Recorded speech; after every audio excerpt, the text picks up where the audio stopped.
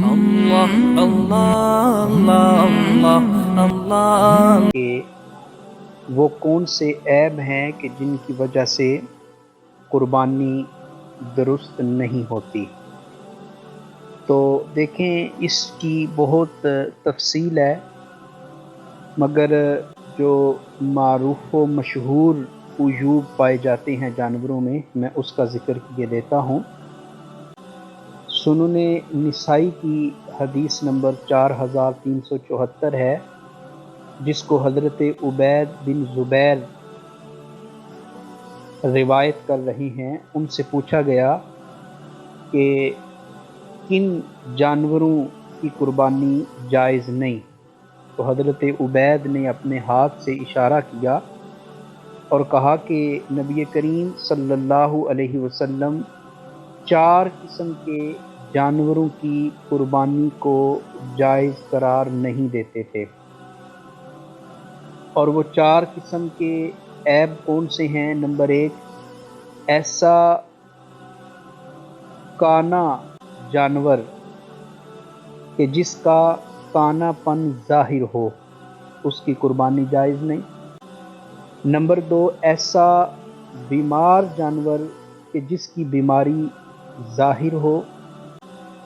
Number 3، اتنا بوڑھا اور کمزور اور لاغر جانور کہ جس کی ہڈیوں میں گودا بھی نہ ہو اور وہ چل کر قربان گاہ بھی نہ جا سکے۔ اور چوتھا جانور، ایسا لنگڑا کہ جس کا لنگڑا پن بالکل ظاہر ہو۔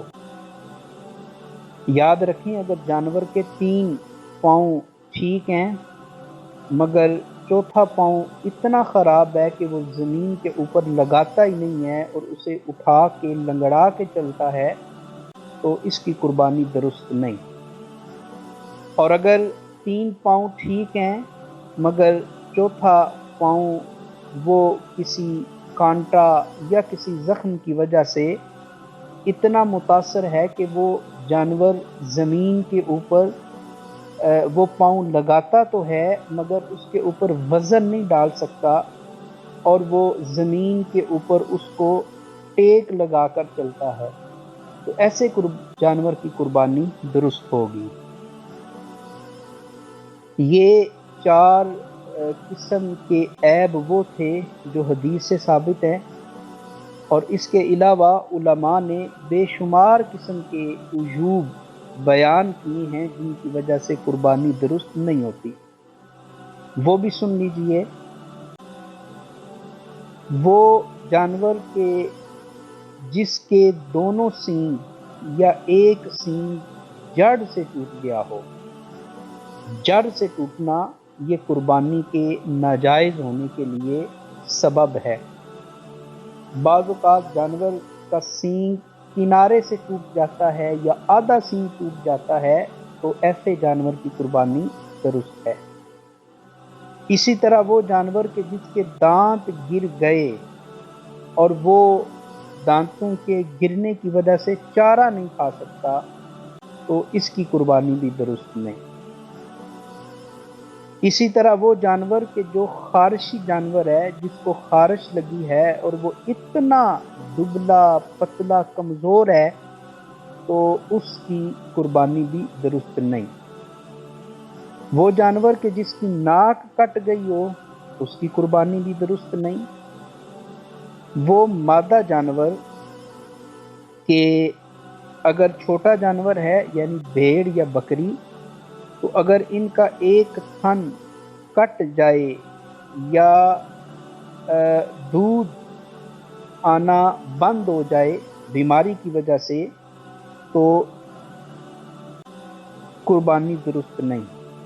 اور اگر بڑا جانور ہے، مثلا گائے ہے، بھینس ہے، تو اگر ان کے 2 تھن کٹ گئے یا بیماری کی وجہ سے 2 تھنوں سے دودھ خشک ہو گیا، تو ایسے جانور کی قربانی بھی درست نہیں ہے۔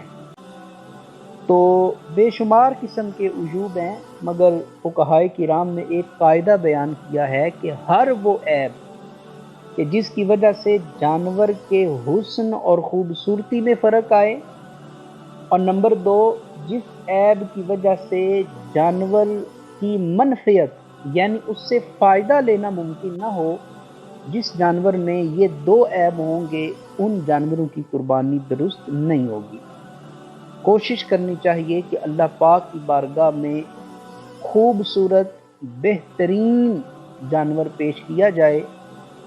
چوتھے سپارے کی پہلی آیت میں ارشاد ہوتا ہے لن تنالوا البر حتى تنفقوا مما تحبون، کہ تمہیں اس وقت تک کامل نیکی نہیں مل سکتی، اس کا ثواب تم نہیں حاصل کر سکتے جب تک اپنی بہترین اور پسندیدہ ترین چیز اللہ کی راہ میں خرچ نہیں کر لیتے۔ تو ان اللہ طیب، حدیث میں آتا ہے کہ اللہ خود بھی پاک ہے اور پاک چیزوں کو پسند کرتا ہے۔